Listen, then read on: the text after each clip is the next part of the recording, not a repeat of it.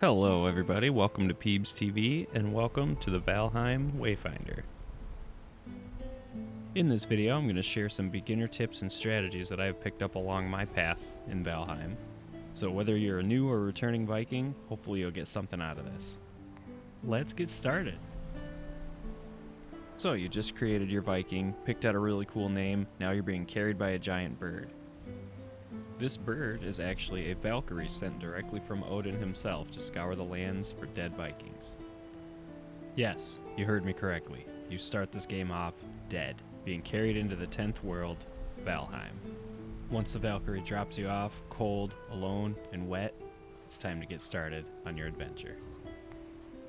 And that brings us to tip number 1, talk to HUGIN. HUGIN is the built-in tutorial system through the game who will pop up during key points. He has a lot of good stuff to say.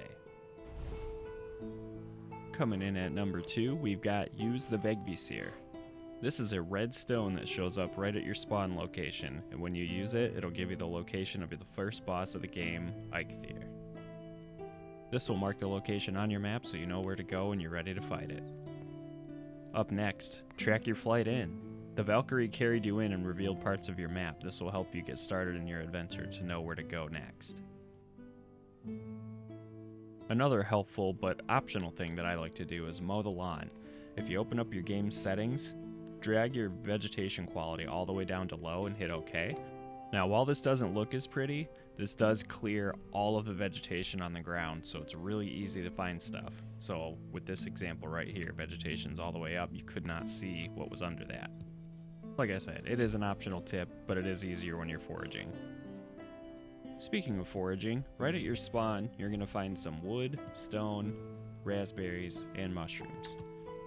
At all stages in the game, but especially this early, you're going to want to pick up everything you can find. Every resource is very valuable at this point. The key to a great start in this game is having as much food and materials as you can. Another thing really early on in this game is some of the early mobs like greylings and boars are afraid of fire, so they won't mess with you. They'll still come up to you, but they will not attack. Use this to your advantage in a pinch if you need to recover stamina, if you're low on health. Pull out a torch, and these enemies will start to swarm, but they will not attack you anymore, so you can catch your breath. Just keep in mind that torches cannot be repaired in this game, so once the flame runs out, you'll either have to find one or build another. Stay safe out there. Another thing that I like to think is very critical in this game is marking everything on your map. To do this, open up your map, select one of the icons on the right side, and then double-click on your map where you want the point to be. Mark it with something easy, like the letter R for raspberries. Berries, mushrooms, sticks, stones, flint, all very helpful things in the game. They will respawn in a couple in-game days, so having them marked on the map when you're exploring makes it a lot easier to find. This makes restocking food a lot easier when you know where to find it.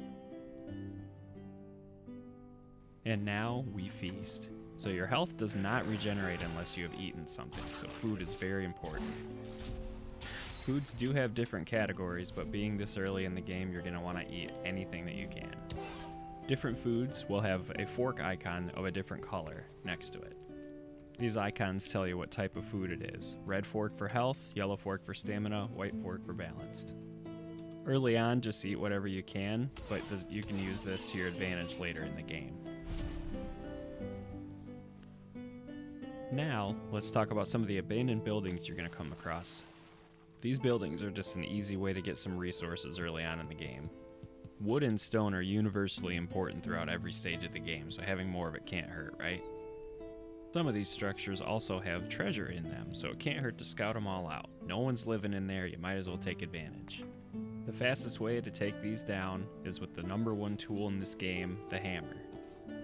You are able to break these down using weapons or an axe, but it takes significantly longer, so the hammer is going to be your best friend in this situation. It's hammer time, baby. On screen right now is a live demonstration on how much faster the hammer is at taking down these structures. After a couple swings, you're going to get tuckered out, so what you're going to do is open your crafting menu and drop a workbench nearby. Now all you have to do is select your hammer, highlight all of the structures, and middle mouse button, and this will destroy them, breaking down the resources and saving your stamina. Then all you have to do is break down your workbench and carry on. Throughout your time in Valheim, you're going to come across these strange stone circles. It's best to mark these on your map so that you can pay a visit to them later. Some of these stone structures have treasure in them, so it's worth marking them. The same goes for stone-like structures kind of in a boat shape. After you do dig these up, you can take the marker off of your map, and then you get free treasure out of it. Win-win, right? Now it's time to stay warm out there. Walking around outside at nighttime is not good. At night, you will get a cold debuff, and that's going to slow your health and stamina regeneration, so it's best to find shelter and fire quickly.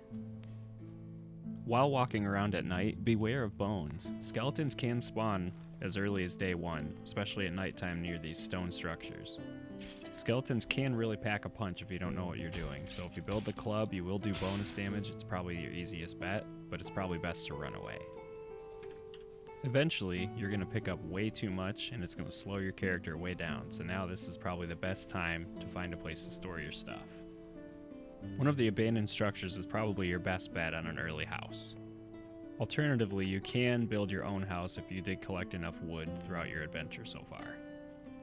My first bases are typically the abandoned structures, or I'll build a little 3x3 hut just to keep my stuff in.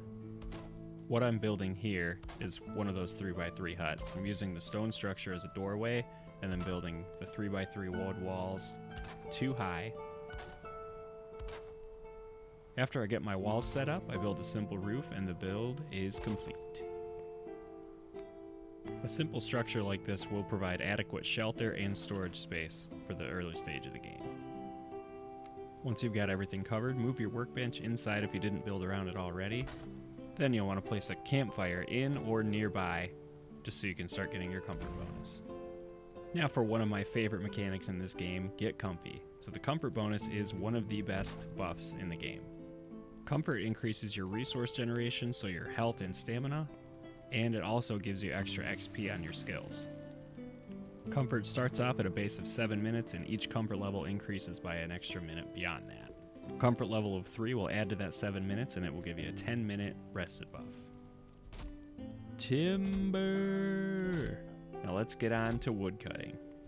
When chopping down trees, if you leave them on the ground and just keep chopping a bunch of them, they'll knock into each other, and they actually do damage to each other, making it a lot easier for you to gather the wood.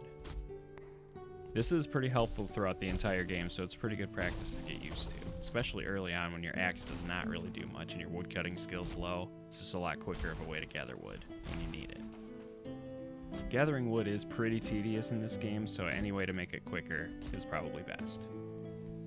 Speaking of chopping wood, unless it's going to bother you, ignore the stumps. They only give you 2 wood early on, and when you're swinging your stone axe, it's really not worth it. You can come back later.